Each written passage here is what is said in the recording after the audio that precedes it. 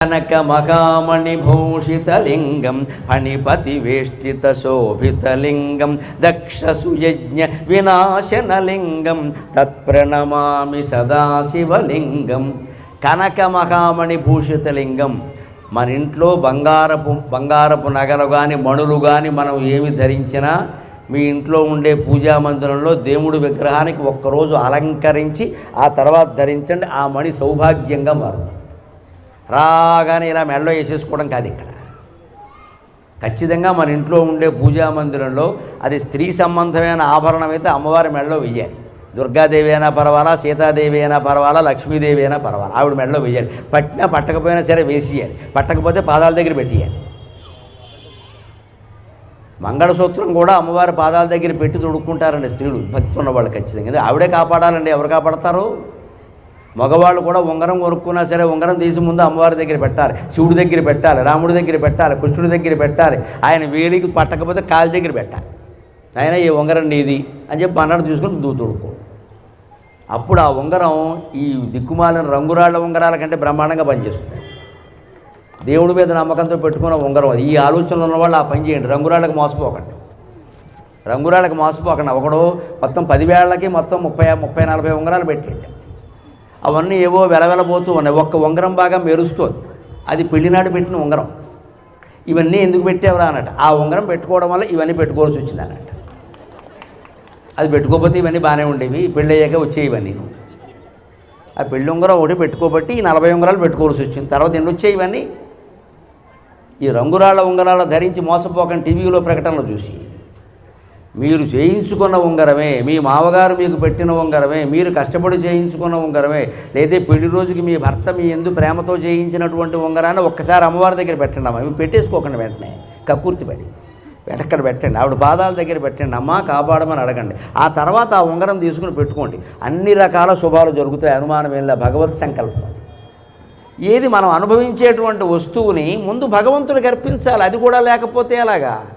కనకమహామణి భూషితలింగం. కనకమహామణులని అక్కడ పెడితే శివుడేం ధరించడం, ఆయనకి ఎలాగో బూడిదే. వీడు ఇంత ఆభరణాలు పట్టుకొచ్చి నాకు పెట్టాడు, వీడికి ఎప్పటికీ ఆభరణాలకి లోటు ఉండకుండా ఉండుగాక అనుకున్నాయి. ఫణిపతి వేష్టిత శోభితలింగం. అంతటి శివలింగం. శివుడి మెడలో ఎప్పుడు పాము తిరుగుతూ ఉంటుంది. ఎందుకో తెలుసా? ఆ పాము విడిగా ఉంటే భయపడుతుంది మనని, శివుడి మెడలో ఉంటే భయపెట్టదు. అందుకని మన జీవితంలో కూడా భయం అనే పావుని జయించాలి అంటే మన మనస్సులో శివుడు ఉండాలి ఖచ్చితంగా. నమ శివాయ నమ శివాయ నమ శివాయ అనే పంచాక్షర జపాన్ని మానకుండా ఉంటే సర్పభీతి కూడా మనకి ఉండదు. దక్ష సుయజ్ఞ వినాశనలింగం. దక్షుడు చేసింది చాలా గొప్ప యజ్ఞం. ఇందాకే ఆ కథ అంతా చెప్పుకున్నాను. కానీ అహంకారంతో చేశాడు. యజ్ఞాలు యాగాలు ఎప్పుడూ నిరహంకారంగా చెయ్యాలి. నేను చేస్తున్నాను అనే భావన ఉండకూడదు. భగవంతుడు చేయిస్తున్నాడు, ఈ చెయ్యి చేస్తోంది అంతే. దానం ఇచ్చాము అంటే భగవంతుడు ఇచ్చే అవకాశం ఇచ్చాడు, ఈ చెయ్యి ఇస్తోంది అంతే. అలా చేస్తే యజ్ఞం నిలబడుతుంది. లేకపోతే సొంత మావగారి యజ్ఞాన్ని కూడా విధ్వంసం చేసేసాడు. ఇక్కడ చుట్టరకాలు ఏమి ఉండవు. ఇక్కడ దక్షుడు మరి సొంత మావగారే కదా. అయినా దక్ష సుయజ్ఞ వినాశనలింగం. మావగారు తండ్రి ఇంకో బంధాలు ఏమి ఉండవు. తప్పు ఒప్పు రెండే ఉంటే మనలాంటి వాళ్ళు కాదు దేవతలు. వాళ్ళకి మానవ సంబంధాలన్నీ పట్టవండి. ధర్మం అధర్మం అనేవి ఉంటాయి తప్ప వీడు మావాడు వీడు పరాయివాడు అనే భావన ఉండదు అక్కడ. అందుకని ఏది ధర్మమో అది చేస్తారు. మావగారి విషయమేనా అంతే, పిల్లల విషయమేనా అంతే. అందులో తేడా ఏమి ఉండదు. అందుకని అదే మనం కూడా మానవ సంబంధాల్లో పాటించాలి. ధర్మాధర్మాలకి ప్రాధాన్యం ఇవ్వాలి. కానీ వీడు మా మేనలుడు వాడు మా తోడలుడు అనే మాట రాకూడదు. అక్కడ ధర్మమే ముఖ్యం. అందుకని ఆ ఆలోచన చేయాలి. కుంకుమ చందన లేపితలింగం పంకజగార సుశోభితలింగం సంచిత పాప వినాశనలింగం తత్ప్రణమామి సదాశివలింగం. కుంకుమ చందన లేపితలింగం. శివుడు ఏమీ ప్రత్యేకమైన లేపనాలు పోతలు కోడు. కానీ మనం పూస్తే వద్దని చెప్పడం. అందుకని మన ఇంట్లో కానీ దేవాలయాల్లో కానీ ప్రత్యేకమైన ఉత్సవాల్లో చందనము కుంకుమ మొదలైనవి శివుడికి అర్చన చేయొచ్చు. రోజు ఆయన ఇష్టపడేవి కావు. కానీ భగవంతుడు ఎలా ఉంటాడు అంటే ఏదో వాడికి ఇష్టం కదా, వాడు పూస్తున్నాడులే అని పూజించుకుంటాడు. ఒక్కోసారి తల్లిదండ్రులు చూడండి, వాళ్ళకి ఇష్టం లేకపోయినా సరే పిల్లలు చెబితే వింటారు. చిన్నపిల్లలు నా కోసం పెట్టుకో నాన్న, నా కోసం పెట్టుకోండి, ఇష్టం లేకపోయినా పెట్టుకుంటారు. మా అమ్మాయి అడిగింది చిన్నపిల్ల, దాని ఇష్టం కోసం పెట్టుకుంటున్నాను. అది ప్రేమ. భగవంతుడికి మనకి పిల్లల యందు ప్రేమ ఉన్నట్టే భగవంతుడికి మన భక్తులందరి మీద ఉంటుంది. అందుకని మనం కుంకుమ పూసినా, చందనం పూసినా, కనక మహామణులు పెట్టినా హాయిగా పెట్టించుకుంటాడు ఆయన. ఎందుకంటే మనం ప్రేమతో పెడుతున్నాం, కానీ ఆయనకి అది అక్కర్లేదు. కుంకుమ చందన లేపిత లింగం పంకజకార సుశోభిత లింగం. అర్చన పూర్తి అయిన తర్వాత పద్మాలు అక్కడ పెడితే మరింత అందంగా ఉంటుంది శివలింగం. అది కూడా 1, 2, 3 అంతకుమించి పెట్టకూడదు. చెరువులో తామరపూలన్నీ కోసి పట్టుకొచ్చేయకూడదు, చెరువులు పాడు చేయడం. అందుకని 1, 2 పువ్వులు పెడితే ఆ మధ్యలో శివలింగం ఎంత అందంగా ఉంటుందండి. మన ఇంట్లో పూజామందిరంలో విగ్రహాలను ఎప్పుడూ కడగాలి, తుడవాలి, దానికి శంకలు పెట్టుకుని మానేయకండి. ఎప్పుడు దుమ్ము కనపడితే అప్పుడు తుడిచేయి, వీలైతే కడిగే, శుభ్రంగా కడిగేయాలి, శుభ్రంగా తుడిచేయాలి. ఆ దేవుడు విగ్రహాన్ని చూస్తే మన దుఃఖాలన్నీ పోయినంత ఆనందంగా ఉండాలి. మంగళప్రదంగా లేకపోతే ఆనందంగా ఎలా ఉంటామండి? ముందు మనుషుల మధ్యలో అనుబంధాలు బాగుండాలన్నా భార్యాభర్త శుభ్రంగా స్నానం చేసి పౌడర్ రాసుకుని హాయిగా కూర్చొని ఉండాలి. ఇంట్లో కూర్చున్న మహారాజులో ఉండాలంతే, ఇలాగా మా ఆయన అన్నట్టుగా ఉండాలంతే మహారాజులాగా. ఆడది కూర్చుంది అంటే అమ్మవారు కూర్చున్నట్టే ఉండాలి అక్కడ. అబ్బా ఈవిడ ఉండగా నాకేమిటండి లక్ష్మీదేవి సాక్షాత్తు అనుకోవాలి. ఎప్పటికప్పుడు శుభ్రంగా స్నానం చేయడం, బట్టలు మార్చుకోవడం, వీలైనంత తక్కువ అలంకారాలైనా చేసుకోవడం, సుఖంగా ఉంటే, శుభ్రంగా ఉంటే ఆనందంగా కూడా ఉంటాం. ఒళ్ళే బాగుండకపోతే ఇంకా లోపల మనస్సు ఎలా బాగుంటుంది? అంటే శరీరాన్ని ముందు కాపాడుకోవాలి. భగవంతుడు అలాగే చేస్తున్నాడు. పంకజహార సుశోభిత లింగం సంచిత పాప వినాశక లింగం. ఈ రకంగా పద్మాలతోటి, కుంకుమతోటి, చందనంతో భగవంతుడిని కనుక అర్చిస్తూ, కుంకుమలాగే కాంతివంతంగా మన మనస్సు ఉండేలాగా, కుంకుమలాగే పరిమళంగా మన చందనంలాగే పరిమళభరితంగా మన మనస్సు ఉండేలాగా, పంకజంలాగే మృదువుగా స్నిగ్ధంగా మెరిసిపోతూ మన మనస్సు ఉండేలాగా చూసుకుంటే అప్పుడు సంచిత పాప వినాశన లింగం. ఎన్నో జన్మల నుంచి కూడబెట్టి ఎప్పుడు పోతాయో మనకి తెలియకుండా ఉన్న పాపాలన్నీ కూడా నాశనం అవుతాయి.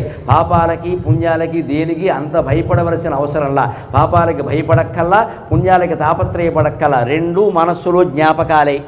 నీ మనసులో జ్ఞాపకాలు లేవు అంటే ఏది అనుభవించాల్సిన అవసరం లేదు. ఆ జ్ఞాపకాలు పోవాలి అంటే నిత్యము శివార్చన చెయ్యాలి. అలా చేయడం కోసమే కార్తీక మాసం పెట్టారు ప్రత్యేకంగా. ఏడాదంతా చేయమంటే చేయరని ఈ నెలంతా చేయవయ్యా, ఈ నెలంతా ఉపవాసాలు కూడాను. కనీసం నెలకు 10 రోజులు ఉపవాసం ఉంటాం ఈ నెలలో. ఎంత లేదన్నా 10 రోజులు ఉంటారు. సోమవారాలు 4, పూర్ణిమ 2 ఏకాదశులు, క్షీరాబ్ది ద్వాదశి చాలా ఉన్నాయి మన ప్రాణానికి. ఈ ఉపవాసాలు ఉంటే ఏమవుతుంది? తినకుండా కూడా ఉండడం అలవాటు. నేల మీద పడుకుంటే ఏమవుతుంది? పరుపులు లేకుండా పడుకోవడం అలవాటు అవుతుంది. కార్తీక మాసం జాగ్రత్తగా ఉండాలి అని భార్యలు కాస్త భర్తను వారించి కొంచెం పక్కన పెడితే బ్రహ్మచర్యం కూడా అలవాటు అవుతుంది. అందుకోసమే ఈ 10 రోజులు, నవరాత్రులు, దశరాత్రులు, మన పండగల్లో, హిందువుల పండగల్లో నెలంతా పెట్టడం. ఎందుకంటే అభ్యాసం. అయ్యప్ప దీక్షలో ఉన్నవాళ్ళని చూడండి, 40 రోజుల పాటు వాళ్ళు ఆ ప్రసాదం తింటారు, నేల మీదే పడుకుంటారు, చెప్పులు వేసుకోరు, ఎంత దూరం నడవాలన్నా నడుస్తారు. చన్నీళ్ళలో చచ్చేడు స్నానం చేస్తారు. తెల్లారకట్ట మనం వేడి నీళ్ళు చేయలేకపోతున్నాం అక్కడ, వాళ్ళు చన్నీళ్ళు చేస్తారు. ఇలా 40 రోజులు అలవాటు పడ్డాక ఎలా ఉండాలి మనస్సు? 40 రోజులు ఉన్నవాడిని 40 ఏళ్ళు ఉండలేనా? అలా ఉండాలి. అది దీక్షా రహస్యం. అప్పుడు ఇంద్రియ నిగ్రహం, మనో నిగ్రహం అలవాటు అవుతుంది. శాంతం, సహనం అన్నీ అలవాటు అవుతాయి. అయ్యప్ప మన ఒళ్ళో కూర్చుంటాడు, వచ్చి చెప్పాలంటే వేరే. ఇవన్నీ ఎక్కడ ఉంటాయో అక్కడే ఉంటాడు దేవుడు.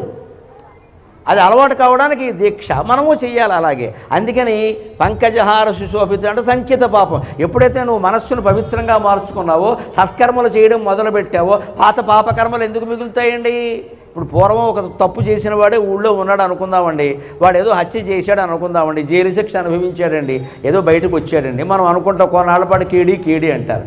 వాడే తర్వాత చాలా మంచి పనులు చేశాడు అనుకోండి పశ్చాత్తాపంతో, మరో 10 ఏళ్ళు పోయాక ఏమంటారండి? ఇంత మంచివాడు ఆ పని ఎలా చేశాడండి అండమే కాదు, వాడు చేసి ఉండడో ఎవరో మోపేసి ఉంటారని కూడా అంటారండి. మంచితనం అంత గొప్పది దయచేసి గమనించాలి. మనం దుర్మార్గ పని చేసినా సరే తర్వాత సన్మార్గం అలవాటు చేసుకుంటే దాన్ని చూసినటువంటి లోకులు ఇంత మంచివాడు అలా ఎందుకు చేస్తారండి, ఎవరో మోపేసి ఉంటారు పాపం అంటే ఆ మాట అతనికి ఎంత మనశ్శాంతిగా ఉంటుంది. నేను చేశాను నిజంగా, కానీ నేను చేయలేదు అంటున్నారు వాళ్ళు. అంటే ఇంకా చేయకుండా ఉంటే ఈ మాట చేయలేదనే మాటే ఇంత నాకు ఆనందంగా ఉంటే నిజంగా చేయకుండా ఉంటే ఎంత ఆనందంగా ఉంటాను నేను. అది అతనిలో సరైన పశ్చాత్తాపం రాదా వెంటనే ఆ మంచి పని అంత గొప్పది. అది సంచిత పాపాలను కూడా పోగొడుతుంది. సంచిత పాప వినాశనలింగం తత్ప్రణమామి సదా శివలింగం దేవగణార్చిత సేవితలింగం భావైర్భక్తిభిరేవ చ లింగం భావైర్భక్తిభిరేవ చ లింగం దినకరకోటి ప్రభాకరలింగం తత్ప్రణమామి సదా శివలింగం దేవగణార్చిత సేవితలింగం. ఇంద్రుడు, వసంతుడు, కంతుడు, జయంతుడు ఎంతమంది దేవతలైనా ముక్కోటి దేవతలు శివలింగం ముందు మోకరిల్లవలసిందే. అందుకని దేవగణార్చిత సేవితలింగం. ఎలా చెయ్యాలి? ఉట్టినే మొక్కేస్తే కుదరదు. భావై భక్తిభిరేవ చ, మన మనస్సులో నిజమైన భక్తి ఉండాలి. భావైర్భక్తిభిరేవ చ లింగం. గుడి చుట్టూ ప్రదక్షిణాలు ఎక్కువ చేయడం, రోజు గుడికి వెళ్ళడం, ఇవన్నీ లెక్కలెట్టద్దండి దయచేసి. ప్రదక్షిణం చేయండి, లెక్క పెట్టకండి. ఒక కాగితం తీసుకోవడం, కలం పెట్టుకోవడం, ఇక్కడ తిరుగుతున్నప్పుడల్లా ఒకటి గీసుకుంటే దృష్టి అంతా ఈ ఒకటి మీద ఉంది, దేవుడి మీద లేదు. చివరికి దేవుడు ఎప్పుడో విసుకొచ్చే కాగితం తీసుకుని ఒక 100 గీతలు గీసేస్తాడు. వెళ్ళిపో ఇంటికి, ఎందుకు వచ్చిన గొడవ, వీళ్ళు ఎక్కడితో కూర్చున్నావు. ఆకలి వేసిన వాడు ఆవురావురమైన ఆకలి వేసి అన్నం తినేవాడు ఎవడైనా ముద్దలు ఎక్కడతాడా? ఉయ్యాల్లో పడుకున్న బిడ్డని లేపి ఎగరేసి ఎగరేసి ముద్దు పెట్టుకునే తల్లి ఎప్పుడైనా ముద్దులు లెక్క పెట్టిందా? నా దేశం కోసం కాశ్మీర్ సరిహద్దుల్లో ఉండి ఒళ్ళంతా గాయాలు పడి పోరాడుతున్న సైనికుడు ఎప్పుడైనా తనకి అయినటువంటి గాయాలు లెక్క పెట్టాడా?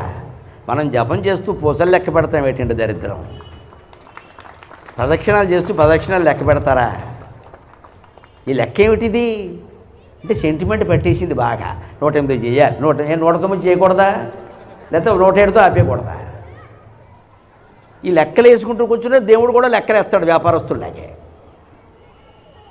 ఓ సమయం పెట్టుకో, అరగంట చేసే వెళ్ళిపో, లెక్కట్టుకో. అరగంట అనుకో, వాచి పెట్టుకో, అలారం మొగ్గానే ఆపి. దానివల్ల మనకు సమయం కూడా కలిసి వస్తుంది. నువ్వు ఎంత చేయగలవు అంతే చేయి. జపం చేయలేమండి, సహస్ర గాయత్రి చేయలేము, 1000 నామాలు 1000 సార్లు చేయలేము, మానేయండి.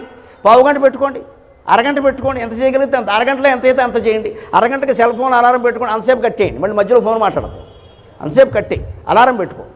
అరగంట అవగానే ఆపి, చాలు నేను ఇంతే చేయగలను, దండం పెట్టు, భగవంతుడు అనుగ్రహిస్తాడు. ఈ లెక్కలు చూడండి దేవుడు ఎప్పుడు. ప్రత్యేకించిన కోరికలతో చేసే జపాలకే లెక్కలు ఉంటాయి. ఎందుకంటే నువ్వు అక్కడ షరతు పెట్టావు, దేవుడు షరతు పెడతాడు. అది కామ్యకర్మ వేరు, నిష్కామ కర్మ వేరు.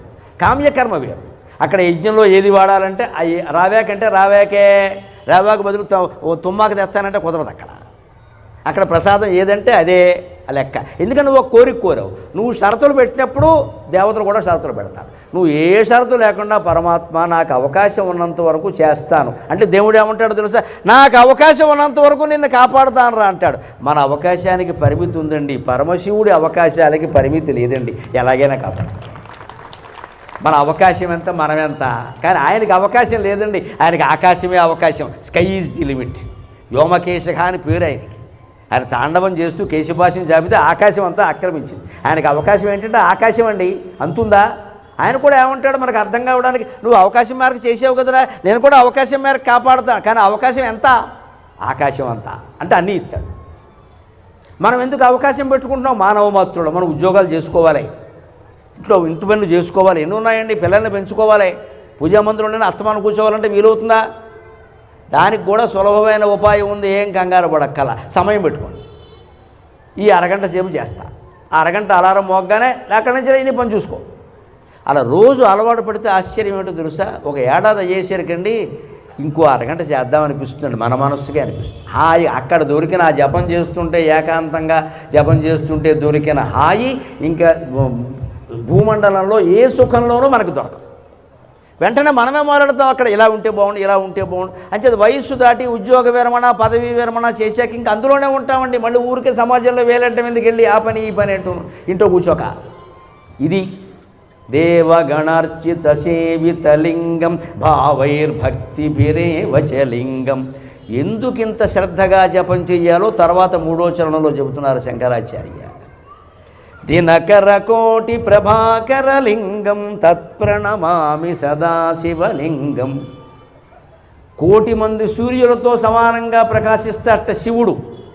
అదే శంకరాచార్య శివానందలహరిలో చెబుతారు. ఏకోవ అరిజవంశవక క్షితినభో వ్యాప్తం తమో మండలం భిత్వా లోచన గోచరోపి భవతి త్వం కోటి సూర్య ప్రభగ వేద్య కిం న భవసి అగో ఘనతరం కిదృగ్భవేన్మత్తమగ తత్సర్వం వ్యపనీయమే పశుపతే సాక్షాత్ ప్రసన్నో భవ అని శివుని రెచ్చగొడతారు. ఆయన శ్లోకాలు అలాగే ఉంటాయి. సూర్యుడితో పోల్చి రెచ్చగొట్టారు శివుణ్ణి. ఏమంటున్నారంటే ఎకోవారి జబంతవక, సూర్యుడు ఒక్కడే ఉన్నాడు అక్కడ ఆకాశంలో, ఇద్దరు సూర్యులు లేరు. క్షితినభో వ్యాప్తం తమో మండలం భిత్వా, ఆకాశం నుంచి భూమండలం వరకు ఉండే మొత్తం చీకటిని పోగొడుతున్నాడు. చూసుకొని నీకంటే ఎంత గొప్పవాడో. శివుని రెచ్చగొడుతున్నాడు ఆయన, ఎందుకంటే దాన్ని కాపాడడం లేదని బాధ. అందుకని ఏమంటాడు, ఒక్కడేనయ్యా సూర్యుడు, మీకు 5 ముఖాలు ఉన్నాయి. మరి శివుడు పంచముఖుడు కదా, నీకు మళ్ళీ 5 ముఖాలు లేవు, ఆయనకు ఒకటే ముఖం. అయినా ఏం చేస్తున్నాడు, ఆకాశం నుంచి భూమి వరకు ఉండే చీకటిని మొత్తం పోగొడుతున్నాడు. 9 కోట్ల మైళ్ళ దూరంలో ఉన్నట్టు సూర్యుడు. అక్కడి నుంచి ఈ కిరణం ఇక్కడికి చేరడానికి 9 నిమిషాలు కూడా పడ్డం లేదు. మరి ఆ మాత్రం శక్తి నీకు లేదా? అప్పుడే శివుడు రెచ్చిపోతాడు, నన్ను వాటితో పొరుస్తావా అని. ఎందుకంటే ఈయన 3 కళ్ళల్లో ఒక కన్ను సూర్యుడు, ఒక కన్ను చంద్రుడు, ఒక కన్ను అగ్ని. ఉందే సూర్య శశాంక వన్య నయనం. నా ఒంట్లో ఒక కన్ను, వాడితో నన్ను పోరుస్తావా? ఇంతకీ ఏం కావాలో చెప్పమంటాడు. అది చెబుతున్నాడు ఆయన. తత్సర్వం క్షితినభో వ్యాప్తం తమో మండలం భిత్వా లోచన గోచరోపి భవతి త్వం కోటి సూర్యప్రభగ దినకర కోటి ప్రభాకర లింగం.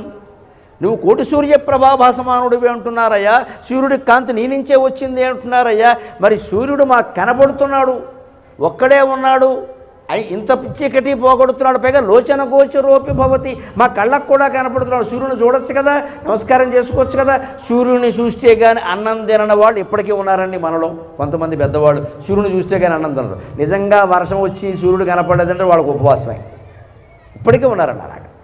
జోక్చ సూర్యం దృశే అని సూర్యుని చూసి దండం పెట్టుకుని అన్నం తింటారు. సూర్యుడు కనపడకపోతే అన్నం తినరు. పెద్దవాళ్ళు ఉన్నారు. అప్పుడు 90 ఏళ్ళు వచ్చినా సరే తినరు. లేదురా నేను జీవితం అంతా పాటించాల్సిందే అంట. అదో పద్ధతి. భగవంతుడిని చేరుకోవడానికి, ఆత్మజ్ఞానం పొందడానికి ఏ పద్ధతి అయినా మంచిదేనండి. అందుకని ఆయన కనబడుతున్నాడు, ఒక్కడే ఉన్నాడు. నువ్వేమో 5 ముఖాలు వేసుకుని ఉన్నావు. ఆయన మొత్తం చీకటంతా పోగొడుతున్నాడు. కానీ నువ్వు నా మనస్సులో ఉండే చీకటిని పోగొట్టలేకపోతున్నావు, నిన్ను ఏమనాలయ్యా అన్నాడు శంకరాచార్య. తత్సర్వం వ్యపనీయమే. నా మనస్సులో ఈ సంసార బంధాల గురించి, ఈ ధనవాంఛల గురించి, కామవాంఛల గురించి, ఈ పదవీ పీఠాల వాంఛల గురించి ఉండే చీకటి ఉందే, విపరీతమైన కోరిక. ఇది ఎంత దారుణమైందో. కానీ సూర్యుడు పోగొడుతున్నాడు. సూర్యుడి కంటే 1,000,000 రెట్లు కాంతి కలిగిన వాడు నువ్వు పోగొట్టలేకపోతున్నావంటే ఏమంటే నీ తప్పు కాదయ్యా, ఈ దుర్మార్గపు అజ్ఞానం అంత దారుణమైందనమాట. వేద్యక్కిం నభవసి అగో ఘనతరం కీదృగ్భవేన్మత్తమక. నాలో వ్యాపించిన చీకటి ఉందే, ఈ బంధాల మీద గురించిన వ్యాపడం, మా వాళ్ళని కొట్టుకు చచ్చిపోవడం ఉందే, ఈ వ్యామోహం ఎంతది అంటే భగవంతుడు కూడా పోగొట్టలేనంత అజ్ఞానం. అందుకని తత్సర్వం వ్యపనీయమే పశుపతే సాక్షాత్ ప్రసన్నోభవ. అది పోగొట్టి వెంటనే ప్రసన్నం కూడా కావయ్యా. సూర్యుడు పాటు చేయకపోతే ఎలాగా? విష్ణుమూర్తి కానీ నువ్వు కానీ సూర్యుడి కంటే గొప్పవాళ్ళు అంటారు కదా. మరి గొప్పవాళ్ళు అయిన వాళ్ళు తక్కువ వాళ్ళ కంటే ఎక్కువ పనులన్నీ చేయాలి కదా. ఆయన చేసిన పాటు కూడా చేయకపోతే ఎలాగా అని భగవంతుడు రెచ్చగొడుతున్నాడు ఆయన. అది దినకర కోటి ప్రభాకర లింగం. ఇలా భగవంతుడితో మాట్లాడాలమ్మా. మన చూసిన వాళ్ళు పిచ్చివాళ్ళు అనుకున్నా మంచిదే. పూజామందిరంలో కూర్చున్నామంటే ఎదురుగా ఉన్న విగ్రహాలతో మనం మాట్లాడాలి. చూసిన వాళ్ళు ఏమైనా అనుకోని, ఆయనలో అయినా అనుకోని ఏం పర్వాలా. ఎవరితో మాట్లాడుతున్నామంటే దేవుడితో మాట్లాడుతున్నాం. ఏదో కుటుంబ బంధాలతోనూ మిత్రులతోనూ ఫోన్లో మాట్లాడడానికి గంటలు కాల్స్ పెట్టుకుని వాడు పరక్కపోయినా సరే, అందుబాటులో లేరు అని వచ్చినా సరే మళ్ళీ చేసి పనికిమాలిన మాటలన్నీ మాట్లాడతామే. పూజామందిరంలో కూర్చొని దేవుడితో మాట్లాడలేమంటే విసుగు వచ్చింది, దేవుడి ముందు చూపించండి. కోపం వచ్చింది, దేవుడి ముందు చూపించండి. భయం వేసింది, దేవుడి ముందు చూపించండి అమ్మా. తక్షణం దైవ సాక్షాత్కారం జరుగుతుంది. సామాన్యమైన విషయం కాదు. మన ఆర్తి మన ఆవేదన. నేను నీ భక్తుడై ఉండి కూడా నేను భయపడుతున్నానయ్యా, నీకే ఇది అవమానం అంటే తక్షణం మన భయాన్ని పోగొడతాడు. నీ భక్తుడై ఉండి కూడా దరిద్రంతో చస్తున్నానయ్యా, డబ్బులు లేక అప్పుల్లో పడి నీకే అవమానం అంటే తక్షణం లక్ష్మీ కటాక్షం వస్తుంది, అనుమానమేంలే. భక్తుడి ఆర్తికి భగవంతుడు తట్టుకోలేడు. ఉయ్యాలలో పిల్లాడు ఏడిస్తే తల్లి తట్టుకోగలదా? అన్ని పనులు మానేసి వెళ్ళిపోతుంది. భక్తుడు ఆర్తితో పిలిస్తే భగవంతుడు తట్టుకోలేడు. సమస్త దేవతల్ని వదిలేసి వస్తాడు. గజేంద్ర మోక్షం లెక్క వదిలి రాలేదా అలాగే వస్తాడు. ఆర్తి ఉండాలి. ఏదో అజీర్తితో ప్రార్థన చేయడం కాదు, తిన్నది అరక్క, ఆర్తితో ప్రార్థన చేయాలి.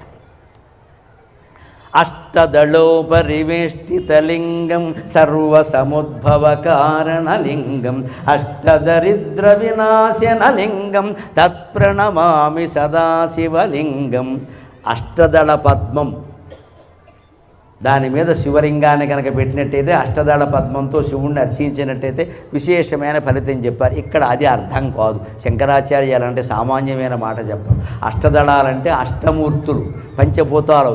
సో పృథివీ తేజో వాయువులు ఆకాశాలు, ఆ పైన సూర్యచంద్రుడు ఇద్దరు, ఆ పైన జీవుడు, ఇవే శివుడు అష్టమూర్తులు. అష్టదళోపరివేష్టిత లింగం, పంచభూతాత్మకమైన శరీరం ఉంది ఇక్కడ. దీంట్లో మళ్ళీ సూర్యుడు కళ్ళల్లో వెలుగు రూపంలో ఉన్నాడు, చంద్రుడు మనస్సు రూపంలో వెలుగుతున్నాడు, జీవుడు రూపంలో ఒక శక్తి ఉంది. ఈ అష్టదళాల్లోనూ శివుణ్ణి పెట్టాలి. అంటే నీ గుండెల్లోనే శివుడు ఉన్నాడు అని భావన చెయ్యాలి. అలా చేస్తే సర్వసముద్భవ కారణలింగం. ఈ సృష్టి అంతా ఏర్పడడానికి అష్టమూర్తులే కారణం, పంచభూతాల కారణం, సూర్యచంద్రుడు కారణం, జీవుడు కారణం. లేకుండా ఏది ఏర్పడలేదండి, అన్ని జీవులు అంతే. అందుకని అన్నిటికీ అదే మూలం. కాబట్టి అష్టదళాలంటే అష్టమూర్తులుగా భావించు. అష్టమూర్తులు నీ శరీరంలో ఉన్నాయి కాబట్టి గుండెల్లో ఉన్న శివుణ్ణే అర్చన చేయి. అప్పుడు గుడిలో ఉండే శివుడు కూడా అర్థమవుతాడు. అప్పుడు అర్థమైతే ఏం జరుగుతుందండి? అష్టదరిద్ర వినాశనలింగం. అష్ట కష్టాలంటారు, అష్టదరిద్రాలంటారు. ఏమిటో తెలుసా? రుణం యాజ్ఞాచ వైరుధ్యం, రుణం యాజ్ఞాచ వైరుధ్యం, జారచోర దరిద్రత, రోగశ్చ భుక్తశేషశ్చ అష్టకష్టా ప్రకీర్తితా అంట. అప్పు చేసి బతకాల్సి రావడం అదో పెద్ద కష్టం. ఇవాళ అది ఫ్యాషన్ అయిపోయింది. అసలు అప్పు లేని మనిషి లేడు. అవయవాలు లేని మనిషి అయినా ఉన్నాడేమో కానీ అప్పు లేని మనిషి లేడు. నేను ఈఎంఐ కట్టాల్సిన అవసరం లేకుండా బతుకుతున్నా అంటే వారికి నేను నమస్కారం చేస్తాను. ఎందుకంటే నాకు ఆ దరిద్రం లేదు. ఈఎంఐ అంటే నేను ప్రత్యేకంగా వ్యతిరేకిస్తాను. మా అబ్బాయిలు కూడా ఏమైనా కావాలంటే నేను కొనిస్తాను, మీరు ఈఎంఐ పెట్టకండి అని చెప్పాను. పెట్టకూడదు, అది అలవాటు చేసుకోమని. డబ్బులుంటే కొనుక్కోలేక మానేయాలి. ఇవాళ బాగా సమాజంలో వ్యాపించింది ఏమిటి అంటే ప్రతిదానికి యాప్ అప్పు, యాప్ అప్పు, తర్వాత వాడు టాపు, మనం ఊపి. ఇక్కడ ఈ అప్పు చేయడం బాగా దుర్లక్షణం అయిపోయింది. అందుకే డబ్బులు లేకుండా వస్తువు ఎలా కొంటా ఉంటే ₹1,00,000 వస్తువు కొనాలా, నీ దగ్గర 5,000 10,000 మించిలేవా, 90,000 అప్పు చేస్తావా? బుద్ధి జ్ఞానం ఉందా? పైగా నెలసరి వాయిదాలు ఎప్పుడో కట్టుకోవచ్చు. అర్థం లేదండి. ఉద్యోగంలో చేరాం, 50,000 జీతం ఉంది, ₹3 కోట్ల ఇల్లు కొంటాడండి 30 ఏళ్ళకి సరిపడా. ఇప్పుడు రోజుకు 30 బళ్ళలు వేసుకోవాలి అప్పు తీర్చారు. చచ్చిపోతాడు అన్యాయంగా గుండెపోటు వచ్చి. 30 ఏళ్ళకి సరిపడా అప్పు చేస్తావా? 50,000 జీతం ఉన్నవాడికి 3 కోట్ల ఇల్లు ఎందుకండి పని లేక? అద్దీంట్లో ఉండలేడా? 5,000 10,000 ఇచ్చి ఉండాలి. నిజంగా 3 కోట్ల ఇల్లే నీకు కొనాలంటే 2 కోట్లు నీ దగ్గర ఉండాలి, క్యాష్ ఉండాలి. లేదా ఉన్న ఆస్తి అమ్మినా 2 కోట్ల పైన రావు. అప్పుడు నువ్వు అప్పు చేయి. 30,000 3 కోట్లు అప్పు చేస్తాడు. 30 ఏళ్ళు పెట్టామంటాడు, నెమ్మదిగా కట్టుకుంటాం. ఈ నెమ్మదిగా 30 ఏళ్ళు నెత్తి మీద తలనొప్పి కాదండి. ఆలోచించండి. యువతరం మొత్తం ఇక్కడే దెబ్బతింటున్నారు, ఆత్మహత్యల పాలవుతున్నారు. పైగా ఏమిటి, ఈ యథ ఉద్యోగాలు శాశ్వతం కాదు. పూర్వం పోస్ట్ మ్యాన్ ఉద్యోగం వచ్చినా సరే చచ్చే వరకు ఉండేది. ఇవాళ సాఫ్ట్వేర్ అంటే బాగా పనిచేస్తే జీతం పెంచాలి కాబట్టి తీసేస్తారు, పని చేయకపోతే పని చేయలేదు కాబట్టి తీసేస్తారు. మొత్తం మీద తీసేయడం ఖాయం. పైగా తీసేయడం కోసం ఒక మేనేజర్ పెడతారు, టీఎం, తీసేసే మేనేజర్. ఎంతమందిని తీసేస్తే అంత ఇంక్రిమెంట్ ఇస్తారు వాడికి. ఎందుకంటే కంపెనీకి నష్టం రాకూడదు. పక్కా వ్యాపారం జరుగుతుందమ్మా. ఎంత మోసపోతున్నాం. వాళ్ళకి మన మీద నమ్మకం లేదు, మనకి వాళ్ళ మీద గౌరవం లేదు. ఏం ఉద్యోగాలండి ఇవి? ఎందుకంటే రైల్వేలో పోర్టల్ ఉద్యోగం నయం. వాడు ఏదో సాయంత్రానికి సంపాదించుకుంటూ ఉంటాడు అక్కడ. ఈ ఉద్యోగాన్ని నమ్ముకుని మనం అప్పు చేస్తున్నామంటే అమాయకులం కాదు మనం. ఈ జీతం శాశ్వతం, అది ఉద్యోగమే ఉండదే. అప్పుడు అప్పు ఎక్కడి నుంచి కడతారో? ఇప్పటికే నెలకు 2 లక్షలు పెట్టేసావు ఈఎంఐ. ఇక్కడ ₹1,00,000 1,50,000. ఉద్యోగం ఊడితే, ఉద్యోగం చేయలేని పరిస్థితి వస్తే అనారోగ్యం రాదా అండి? తినే తిండి ఏంటండి? మధ్యలో వస్తాడు రూములోంచి, పొద్దున్న 10 రాత్రి 11 వరకు పనిచేస్తాడు. మధ్యలో వచ్చి నిలబడి తింటాడు 2 మెతుకులు. ఇది ఎక్కడ అరుగుతుంది? ఇది మళ్ళీ వెళ్ళిపోగానే ఫోన్ వచ్చింది కాలే పై కాలు వచ్చే వరకు ఈ కాల్స్ వస్తూనే ఉంటాయి. ఇక్కడ కాలు నిలవదు, కాలు పారిపోతాడు ఎక్కడికి. మరి అప్పుడు ఈ అరగకపోతే అనారోగ్యం. అప్పుడు వెంటనే వైద్యం దగ్గరికి వెళ్ళామనుకో, చేయి పట్టుకుంటే వెయ్యి, మళ్ళీ వదిలితే వెయ్యి. ఇవన్నీ ఆలోచించండి. ఎందుకు చెబుతున్నారో? దైవారాధన అంటే నేర్చుకోవలసింది స్తోత్రాలు చదువుకుంటూ కూర్చోవడం కాదు. ఇక్కడ అష్టదరిద్రాలంటే ఇవేనండి. రుణం, అప్పుడు యాజ్ఞ. ఇంకా ఉన్న అడుక్కోవచ్చాడు. బావా ఓ 2 లక్షలు సర్దవా. బాబా వాడు ఎక్కడి నుంచి వచ్చాడు, వాడు అప్పుల్లో ఉన్నాడు అక్కడ. ఇదే యాచన. ఇక అక్కడి నుంచి పిచ్చి నమ్మకాలన్నీ పెరిగి ఏమిటండి అనగా ఎవడో వస్తాడు, శుక్రుడు 6లో ఉన్నాడు, గురుడు 3లో ఉన్నాడు, నువ్వు ఇంట్లో ఉండండి. వాడికో 2 లక్షలు ఇచ్చావు, వాడు అప్పులు తీరాయి, నీ అప్పులు పెరిగాయి. శుక్రుడు గురుడు అక్కడే ఉన్నారు. ఇవన్నీ మన బలహీనతను సొమ్ము చేసుకుంటున్నారు. పక్కా వ్యాపారం ఇది. కూర్చుని భగవన్నామస్మరణ చేసి సంతృప్తితో బతికితే అంతకంటే జీవితం ఉందా? సంతృప్తి, స్మరణ, ఈ 2 మాటలు గుర్తుపెట్టుకోండి. సంతృప్తి, స్మరణ, హాయిగా ఉంటారు. అప్పు చేసే పని లేదండి. రుణం, యాజ్ఞాచ, వైరుధ్యం, వాడితో తాగాదా, వీడితో తాగాదా, గొడవ ఎందుకండి? ఎక్కడదక్కడ వదిలేయాలి విషయాలు. ఓ మాట అంటే వదిలే, ఏం పర్వాలా, దాని గురించి ఓ పెద్ద పెంట చేయక. చేస్తే గొడవలు ఎక్కువైపోతాయి. మనం ఊరుకున్నాం అనుకో, వాడు ఇష్టం వాక్కుని 2 రోజులు వాక్కుంటాడు, ఊరుకుంటాడు. మాట్లాడేవాళ్ళకి ఏం మాట్లాడినా ఇదోటి అటోటి లాగుతారు. ఇక్కడ ఈ ఫోన్లు పెరిగిపోయి ఇదో చావచ్చింది. ఇక్కడ ప్రతిదానికి ఓ వ్యాఖ్యానం, వాడేదో బొమ్మ పెడతాడు, దాని పక్కన ఏదో చేస్తాడు. ఇప్పుడు నేను అప్పుల గురించి ఏదో మాట్లాడాను అనుకోండి, ఎవడో రికార్డు చేసాడు అనుకో, గరికిపాటి వారు అప్పుల్లో మునిగిపోయారని పెడతాడు అక్కడ. దాని కింద వీడు కామెంటరీ పెడతాడు ఇక్కడ. ఇవన్నీ పడలేక ఈ రికార్డింగ్ కూడా వద్దని చెప్పి ఏం మాట్లాడినా తప్పే. ఎందుకంటే వీడికి యూట్యూబ్ పెట్టాడు, వీడికి డబ్బులు కావాలి, అందుకు నా జీవితాన్ని బలి చేస్తాడు. వీడు రేటు కక్కుర్తు కోసం, రేటింగ్ కక్కుర్తు కోసం నా జీవితాన్ని బలి చేస్తాడు. మొత్తం ప్రముఖులైన వాళ్ళం అందరం ఇబ్బంది పడిపోతున్నాం ఇక్కడ. మొత్తం ఆల్ సెలబ్రిటీస్ మమ్మల్ని అమ్ముకుని చూస్తారని నాకు అర్థం కాదు. అంత దమ్ముంటే నీ ఛానల్లో నీ సరుకేదో నువ్వు పెట్టుకో, నా బొమ్మ ఎలా పెడతావు? అది తప్పదు, చాలా ద్రోహం అది నిజం చెప్పాలంటే. నా అనుమతి లేకుండా నా బొమ్మ ఎలా పెడతావు నువ్వు? మంచికి జంటకు దేనికి పెట్టడానికి లేదు. అప్పుడే అది నిలబడుతుంది ఖచ్చితంగా. ఎందుకంటే స్వశక్తి అంటే ఏమి నమ్మకాలు. ఎవడు బొమ్మ పెట్టుకుని మనం అమ్ముకోవడం ఇక్కడ, ఎవడు మాటలో పెట్టుకుని మనం అమ్ముకోవడం ఇక్కడ. ఈ పరాయి ఆధారణ తగ్గిపోవాలి. అదే యాజ్ఞ దరిద్రత అంటే అర్థం. అది ఈ యాచన, దరిద్రత, ఈ గొడవలు అవి వదిలేయాలి అక్కడ. అంతేకాదు జార, చోర, దరిద్రత. ఎంత అందమైన భార్య ఉంటుందో, సుఖంగా సంసారం ఉంటుంది, ఎక్కడో ఎవరినో చూస్తాడు, పని లేక దాని వెనకాల పడతాడు. అబ్బాయి పొరపాటైంది రావణ చేసుకోవాల్సింది. ఆ చేసుకున్న వాడిని అడుగు తెలుస్తుంది వాడు ఎన్ని పడుతున్నాడు. ఒకసారి వాడు ముద్దు దగ్గర మేకెట్టు, నేను చదువుతున్నాను నీకెందుకంటే. ఈ మధ్య ఇదివరకు ఇది మగవాళ్ళకి చెప్పేవాడు, ఇప్పుడు ఆడవాళ్ళకి కూడా చెప్పాల్సి వస్తుంది. నమశివాయ. ప్రియుడితో ఒప్పందం, సుపారి, భర్తను లేపేయి. ఎందుకు నీడవడం చూసింది ఎక్కడో సినిమా హాల్లో, వాడు నచ్చేసాడు. మొగుడు పనికి మళ్ళీ వాడి కింద కనపడ్డాడు. రాజుని చూసిన కళ్ళతో మొగుడు చూస్తే మొత్తం బుద్ధి అయిందని. రాజుని చూడకుండా ఉంటే బాగానే ఉండేది మరి. ఇదే మనకి జార చోర అంటే. ఇప్పుడు అంతా మొత్తం ఆడమగ అందరూ తయారయ్యారు. ఇక్కడ ఎక్కడ చూసినా అక్రమ సంబంధాలే. రోజు పేపర్లో ఇవే హత్యలు, వీటి గురించే హత్య. చోర, అక్కడి నుంచి దొంగతనాలు, మోసాలు, సైబర్ నేరాలని. దొంగతనం కాకపోతే ఏంటండి, కన్నమే అనుకోకండి, కన్న వేయకుండా చేసే మోసాలు చాలా ఉన్నాయి. దరిద్రత, పేదరికం వచ్చి పడింది. దీనికి తోడు రోగశ్చ, రోగం వచ్చి పడింది. ఆ పైన భుక్త శేషశ్చ. హోటల్లో మనం తిండి ఏదో గొప్పదనుకుంటున్నారవి మీరు.